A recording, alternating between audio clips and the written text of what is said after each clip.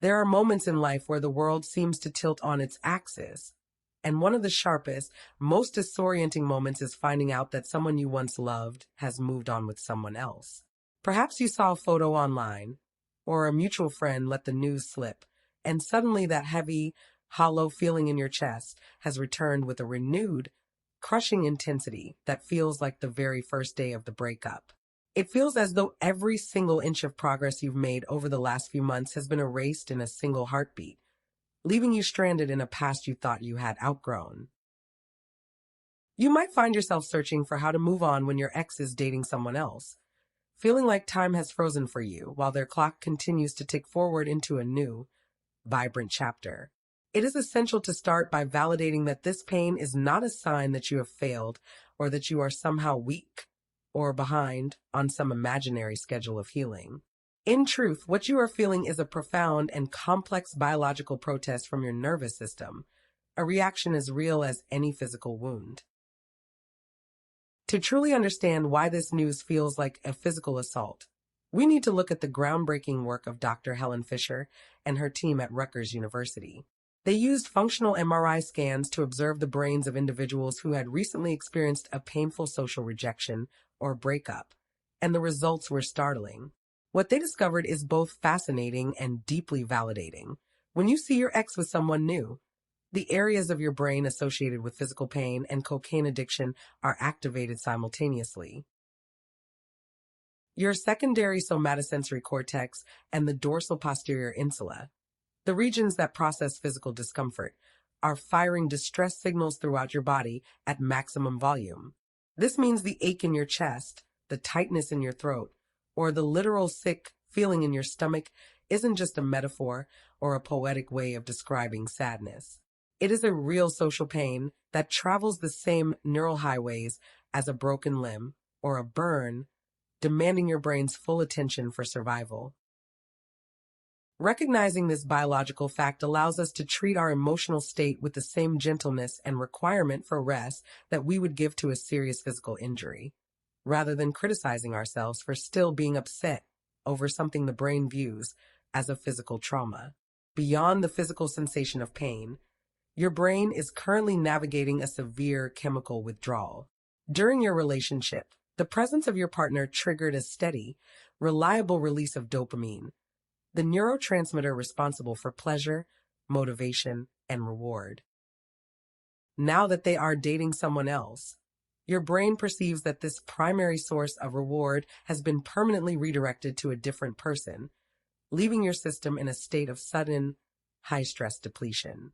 Researchers like Lucy Brown at the Albert Einstein College of Medicine have noted that the brain's reward system stays in a state of hyperactivity after a breakup, desperately searching for that lost connection. This is why you might feel an almost uncontrollable urge to check their social media or look at old photos. Your brain is essentially acting like a biological addict in pursuit of a dose of connection that is no longer there. In this state of high physiological vulnerability, it is very common for the mind to begin spinning elaborate narratives of comparison. You look at the new person and instinctively begin to list all the ways they might be better or more compatible than you. However, if we apply the principles of separating observations from judgments, we can see that these stories are just the mind's attempt to find a logical explanation for an overwhelming experience. When we separate the neutral observation, my ex is in a new relationship, from the heavy judgment, this means I am replaceable, we begin to reclaim our sense of agency. The fact that they are with someone else is a reflection of their own specific journey and timing. It is not a final, objective verdict on your intrinsic value. Your fundamental needs for appreciation and belonging remain entirely valid, but they do not need to be fulfilled by someone who has chosen a different path for their life. When the news hits, your body enters a state of physiological threat that bypasses your logical thinking. This is driven by the amygdala, your brain smoke detector, which triggers the sympathetic nervous system into high alert. You might notice your heart pounding or a sudden, frantic inability to focus on anything else. This is your body's ancient fight or flight response, designed to protect you from social exclusion. According to Dr. Stephen Porges, developer of polyvagal theory, when we feel socially rejected, our bodies can drop into a state of dorsal vagal shutdown, a kind of emotional numbness or paralysis. The goal in these moments isn't to try and think your way out of the panic, but to signal to your body through physical means that you are safe in this exact moment. One of the most effective ways to break the cycle of physical panic is through affect labeling. Research led by Matthew Lieberman at UCLA has shown that when you put your feelings into concrete words, you dampen the activity in your amygdala. By saying, I am feeling a hot sense of abandonment right now, you are no longer just experiencing the emotion, you are observing it. It's as if naming the monster makes it smaller. Instead of being the person drowning in the middle of a dark ocean, you become the person standing on the shore, watching the waves come and go. Once you have used affect labeling to name the feeling, the next step is to identify the universal human need hiding underneath that pain. If you feel a sharp sting when you see them with someone else, what is the core need that feels threatened? Is it a need for companionship? A need for reassurance that you are lovable? We often mistake a specific person for the need itself. We tell ourselves, I need my ex, when what we actually need is the feeling of security that the relationship once provided. Marshall Rosenberg taught that every painful emotion is a messenger pointing toward an unmet need. There's actually a quiet, beautiful game built around this exact idea, a 3D sanctuary called Inner Phoenix, but more on that in a minute. Let's keep going first. To physically calm the nervous system when the weight of this news feels like too much, you can use cyclic sighing. Clinical trials led by researchers like Dr. Andrew Huberman found that this specific breath work is one of the fastest ways to lower your heart rate and reduce cortisol. The technique is simple. Inhale deeply through your nose, take a second shorter pop of air at the very top, and then exhale as slowly as possible through your mouth. When we talk about moving on, we must address the obsessive review phase, where you replay every moment of the relationship like a detective. You might find yourself analyzing their new partner's features or their new lifestyle. A 2020 meta-analysis in Neuroimage suggests that our brains use these ruminations as a desperate way to try and regain a sense of control over a situation that feels uncontrollable. Your prefrontal cortex is working overtime to solve a puzzle that has no logical solution. Breaking this cycle requires a conscious redirection of your attention back to the how, as in, how can I be kind to myself in this moment? A much more productive approach to managing these thoughts is expressive writing. Dr. James Pennybaker at the University of Texas at Austin has shown that writing about your deepest feelings for just 15 minutes a day can reduce the psychological impact of a breakup. This isn't just about journaling, it's about the unfiltered expression of the pain. By putting the messy story onto paper, you move the memory from the reactive, emotional centers of the brain to the structural, narrative centers. This helps your brain finally file the memory away as a past event rather than a present crisis. One of the most difficult shifts is the transition into cognitive reappraisal. This technique, researched by Dr. James Gross at Stanford University, involves changing the internal story you tell yourself about what their new relationship means. Reappraisal isn't about forced positivity. It's about choosing a more realistic perspective. Instead of telling yourself, they replaced me because I wasn't enough, you can reframe it as, they are seeking a different kind of connection now, and their choice is a reflection of their needs, not my value. Research shows that individuals who regularly practice reappraisal have lower levels of depressive symptoms. You are essentially teaching your brain that their new chapter is a different book entirely, one that you are no longer a character in. This allows you to close that volume and start focusing on the pages you are currently writing for yourself. This period is also an invitation to practice radical self-compassion. Dr. Kristen Neff at the University of Texas has demonstrated that self-compassion is a more powerful predictor of resilience than self-esteem. When you hear about an ex dating someone else, your internal critic might become very loud. Self-compassion involves being kind to yourself instead of judgmental and recognizing that suffering is a shared human experience. Instead of fighting the pain, you might say, "This is a moment of deep suffering. Many people have felt this exact sting, and I am allowed to be gentle with myself." This doesn't make the news disappear, but it changes your relationship to the pain. It is helpful to remember that moving on is rarely a straight line. It is much more like a spiral. A 2017 study in the Journal of Positive Psychology found that it takes an average of about 11 weeks for people to begin seeing positive growth following a major breakup. This doesn't mean you'll be cured on day 78, but it does mean your brain is successfully rewiring itself every day you choose your own healing. Every time you choose to name a feeling or take a regulated breath, you are strengthening the neural pathways of your own independence.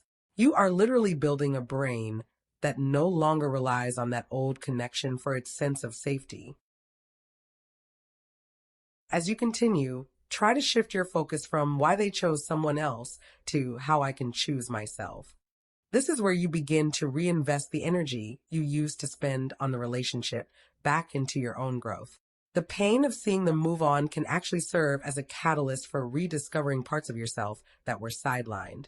When we stop looking backward at the door that has closed, we begin to notice the other doors that are subtly beginning to crack open around us. This isn't about rushing into something new. It's about the steady work of becoming your own primary source of support. The real goal is to reach a place of emotional neutrality, where their current life no longer has the power to disrupt your internal peace. You are in the middle of a profound reclamation of your own spirit and energy. This takes significant time, and there is absolutely no correct speed for this type of healing. You are not behind, and you are certainly not replaceable. You are a person in transition, and every bit of effort you put into understanding your own heart right now is a lasting investment in a future where you feel whole, steady, and entirely ready for whatever comes next. To truly anchor yourself, we have to look at identity consolidation. When we are in a long-term partnership, our sense of self often merges with the other person. When the relationship ends, it can feel like a part of your own identity has been stolen. A 2010 study by Drive Erica Slaughter found that breakups literally shrink our sense of self. The task now is to embark on a period of self-re-expansion. This means intentionally seeking out new activities and social circles that have absolutely no connection to your ex. You are growing so large that the space they used to fill becomes a smaller percentage of your world. We must also discuss the availability heuristic, a mental shortcut our brains take that makes us believe that because we can easily imagine our ex being happy, it must be a permanent truth. Our brains are incredibly good at filling in the blanks with the worst-case scenarios. We see one photo and build a movie of them having the perfect life. In reality, every relationship has its mundane frictions. You are comparing your internal behind-the-scenes footage with their highlight reel. By recognizing this bias, you can start to question those thoughts. I am viewing a curated moment, not a complete reality. A vital part of this healing journey involves the closure myth. Many of us wait to move on because we feel we need one last conversation or a specific apology. However, research into ambiguous loss by Dr. Pauline Boss suggests that waiting for external closure often keeps us trapped in a state of frozen grief. The news that they are dating someone else is, in itself, a form of closure. It is a clear signal that the old chapter is finished.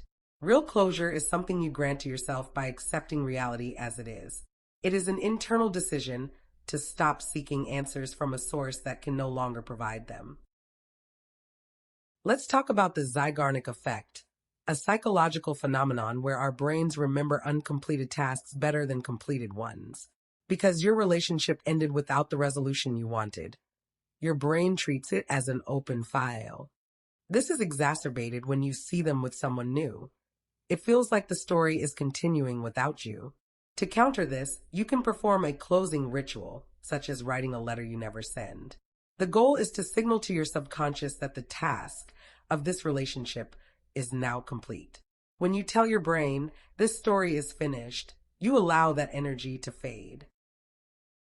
During this time, you might experience anhedonia, a temporary inability to feel pleasure.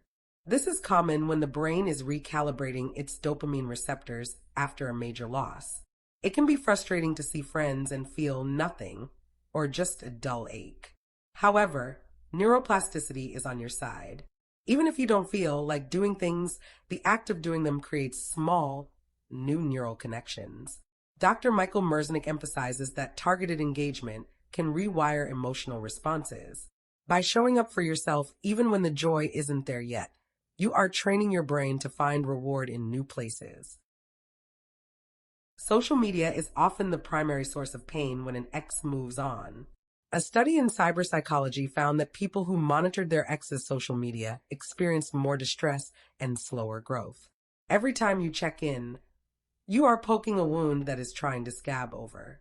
It triggers a fresh spike of cortisol and keeps you tethered to a past that no longer exists. Setting firm digital boundaries isn't about being petty, it's about creating a sterile environment for your heart to heal. Muting or unfollowing is an act of profound self-respect. It gives your nervous system the quiet it needs to start focusing on your own life. We should also acknowledge the grass is greener myth. You might look at their new partner and think your ex has changed for them. However, personality traits are remarkably stable over time. Dr. Brent Roberts has shown that core patterns of relating usually persist across different partners. Their new relationship will have its own unique set of challenges, many of which will be familiar to you. Instead of focusing on what the new partner might be getting, focus on what you are no longer losing. You have gained freedom from the specific frictions of that dynamic. You are moving toward a version of yourself that no longer has to manage those difficulties. Somatic therapy tells us that the body keeps the score. When you feel a pang of jealousy, where do you feel it? Is it a fluttering in your chest or a clenching in your jaw? By bringing awareness to these physical sensations, you can use bottom-up regulation. If your jaw is tight, consciously soften it. This gentle physical intervention tells your brain there is no immediate danger. Dr. Peter Levine suggests that allowing these sensations to exist without trying to fix them immediately allows trapped energy to dissipate. You are teaching your body that it can hold big, uncomfortable feelings without breaking. This builds emotional bandwidth. It is also important to reevaluate your attachment style. If you have an anxious attachment style, seeing your ex move on can feel like a survival threat. If you have an avoidance style, you might try to suppress the pain entirely. Dr. Amir Levine explains that our adult relationships are often mirrors of our earliest bonds. Understanding your style can help you be more compassionate toward your reactions. If you feel obsessed, you can tell yourself, my anxious attachment system is currently activated because I feel a loss of security. By labeling the system at work, you depersonalize the pain. You are a human with a biological drive for connection that is currently grieving a loss. Your nervous system is just doing its job to try and keep you connected to safety. One powerful tool for long-term vision is the best possible self-exercise. Research by Dr. Laura King at the University of Missouri has shown that writing about your life in the future, after you have reached your goals and moved past this pain, can significantly boost mood and optimism. Spend a few minutes imagining yourself 1 year from now. You are happy, you are thriving, and the news of your ex's relationship is a distant, neutral memory. What are you doing? Who are you with? By vividly imagining this future, you are providing your brain with a new North Star. This mental rehearsal prepares your brain to recognize opportunities for happiness and connection when they appear in the present. We must also address the concept of meaning-making. Psychologists like Dr. Robert Niemeyer suggest that the key to moving through grief is finding a way to integrate the loss into a meaningful story of your life. Instead of the story being, I was rejected and replaced, the story could be this relationship taught me what I need, and its ending created the space for me to become more independent. When you find the lesson or the gift in the pain, even if it's just the gift of your own resilience, the pain loses its sharpest edge. You aren't just suffering, you are evolving. You are the author of your life, and you get to decide what this chapter means in the grand arc of your journey. During the most difficult days, it helps to practice behavioral activation. This is a core component of cognitive behavioral therapy and involves making a plan to engage in activities that provide a sense of either pleasure or mastery. Mastery is particularly important when you feel less than because of an ex's new relationship. Mastery comes from doing things that make you feel capable. Finishing a work project, learning a new chord on the guitar, or even just cleaning your kitchen. These small wins trigger a release of dopamine that is independent of social validation.